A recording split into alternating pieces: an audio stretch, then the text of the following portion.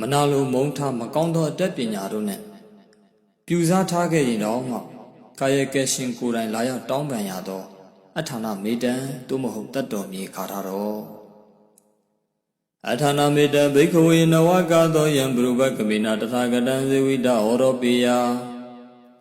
အနုပကမေနာဘိက္ခဝေတထာဂတာပရိနိဗ္ဗာယံတိဧဒေနသစ္စာဝဇေနတုတိမေဟောတုတပ္ပရာအထာဏမေတ္တဘိက္ခဝေနဝကသောယံဘုရုပကမေနာတထာဂတံဇေဝိတဟောရောပိယအနုပကမေနာဘိက္ခဝေတထာဂတာပရိနိဗ္ဗာယံတိဧဒေနသစ္စာဝဇေနတုတိမေဟောတုတပ္ပရာ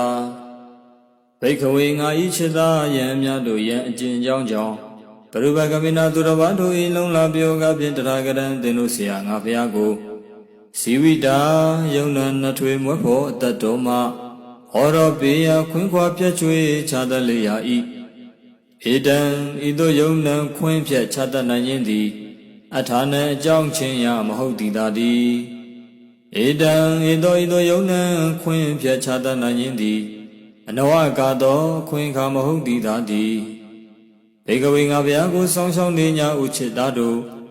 တထာဂတာရှိရှိအတူကြွတော်မူကြကုန်သောမြတ်စွာဘုရားတို့သည်နုပကမေနာသူတော်ဘာတို့လက်နဲ့လုံးလာပယောဂတို့လုံးဝမရှိဘဲနှင့်သာလျင်ပရိနိဗ္ဗာယံတိနိဗ္ဗာန်စံကိန်းငြိမ်တော်မူကြပေကုန်၏ဧတေနသစ္စာဝဇနာဤသို့ထုတ်ပြန်ဟုတ်မှန်သောစကားကိုမွကြရပေသောကြောင့်မေချမ်းသာလိုလားဘုရားတပည့်တော်အားတပ္ပရာနေယောညင်ပါခခသိမ့်တုတိလက်နပယောကကင်းစင်ပါ၍ဘေးရန်ကင်းကွာချမ်းသာခြင်းဒုက္ခဝါဝနှင့်ပြည့်စုံခြင်းသည်ဟောတုမုတ်ချမသွေဖြစ်ပါစေတည်း